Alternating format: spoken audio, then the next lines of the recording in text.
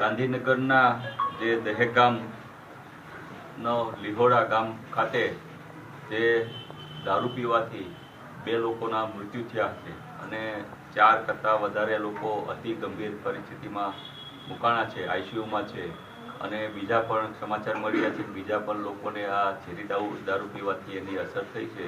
ત્યારે જેવી રીતના બોટાદમાં મારા જિલ્લામાં પણ લઠ્ઠાકાંડ સર્જાયું હતું, 74 કરતાં વધારે આમાં લોકો મૃત્યુ થયા હતા। આજે પણ તમે જુઓ તો એનો જે મુખ્ય આરોપી જે છે સમીર પટેલ, એ પણ આજે પણ ખુલ્લો બાદ ફરી રહ્યો છે। એટલે કે જે રીતના સમગ્ર ગુજરાતમાં દારૂ પીવાના કારણે, લઠ્ઠાકાંડના કારણે અનેક લોકો જીવ ગુમાવી રહ્યા છે, ત્યારે માનનીય ભૂપેન્દ્રભાઈ પટેલ સાહેબ અને માનનીય રાજ્યના ગૃહમંત્રી હર્ષ સંઘવી સાહેબને એક ધારાસભ્ય તરીકે વિનંતી કરવા માંગુ છું કે જ્યારે આપણે ગાંધીનગરના ગિફ્ટ સિટીમાં એક બાજુ દારૂની આપણે છૂટ આપી છે અને એક બાજુ આપણે ઝેરી દારૂ પીવાથી લોકોના મૃત્યુ થયા છે, તો આ જે બેવડી નીતિ જે છે રાજ્ય સરકારની, એ બંધ થવી જોઈએ અને આ જે ગિફ્ટ સિટીમાં જે દારૂની છૂટ આપી એના પ્રોત્સાહનને કારણે ગુજરાતમાં દારૂનું પ્રમાણ વધી ગયું છે, પણ લોકો જે દારૂ પીવે છે ખૂબ જ ઝેરીલો હોય છે। એટલે કે એના કારણે લોકોના અત્યારે અલગ અલગ જિલ્લાઓમાં, અલગ અલગ તાલુકાઓમાં મૃત્યુ થઈ રહ્યા છે। તો સંપૂર્ણપણે ગાંધીના ગુજરાતમાં દારૂ ઉપર જ એક પ્રતિબંધ મૂકવામાં આવે, પ્રતિબંધ તો છે જ, પણ એને કડક અમલવારી કરવામાં આવે અને આવા જે કાંઈ બુટલેગરો છે એને કડકમાં ઉદાહરણરૂપ સજા આપવામાં આવે અને સાથે આ જે પરિવારના લોકો જે ભોગ બન્યા છે એને મુખ્યમંત્રી રાહત ફંડમાંથી સહાય ચૂકવવામાં આવે તેવી મારી ધારાસભ્ય તરીકે એક માગણી કરું છું। ગુજરાતમાં ફરી એક વખત લઠ્ઠાકાંડ થયો છે અને આ વખતે તો ગિફ્ટ સિટીવાળા ગાંધીનગરની અંદર લઠ્ઠાકાંડ થયો છે।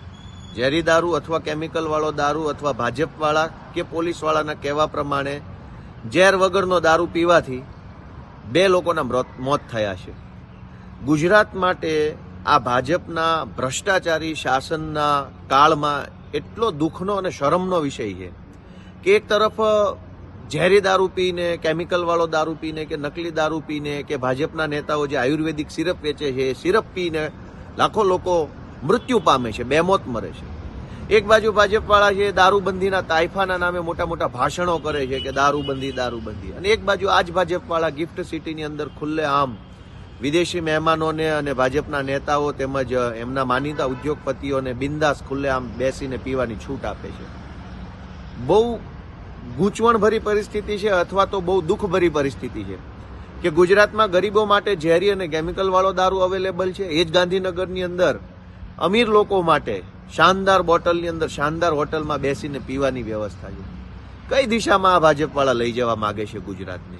એક બાજુ બેમોત મરે છે, એક બાજુ તાઇફાઓ ચાલે છે। મને એમ લાગે છે કે ભાજપવાળાને શરમ હશે નહીં, કેમ કે શરમ જેવી ચીજ વસ્તુ હોત તો અત્યાર સુધીમાં 1-2 વખત તો આડે આવી હોત।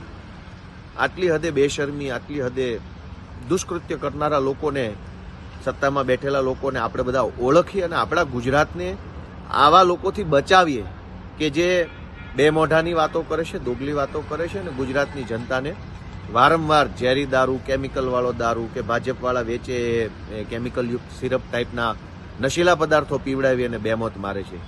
આપણે બધા જાગૃત બનીએ એવી જ અપેક્ષા સાથે, અને હવે તો એવી આશા નથી રહી કેમ કે કોઈ પગલાં લેવાશે। જ્યારે લઠ્ઠાકાંડ બને એટલે 2 દિવસ મંત્રી, તંત્રી, સંત્રી, અધિકારી કડક પગલાં લેવામાં આવશે, FSLમાં રિપોર્ટ મોકલો છે, કોઈને છોડવામાં નહીં આવે, ચમરબંધીને, આ બધી વાતો સાંભળીને હવે થાકી ગયા છે।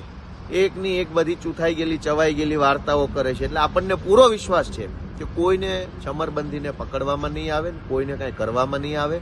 બધા પાસેથી ભાજપવાળા થોડું થોડું ચૂંટણી ફંડ લઈ લેશે અને ઘીના ઠામમાં ઘી પાડી દેશે, એવી પૂરી વિશ્વાસ, પૂરી શ્રદ્ધા છે। એટલે હવે ન્યાયની માંગણી નથી કરતા કે એવું કંઈ અમે વિરોધ પક્ષ તરીકે એવું કહેતા નથી કે ભાઈ હવે તમે કડક કાર્યવાહી કરજો। Thank you.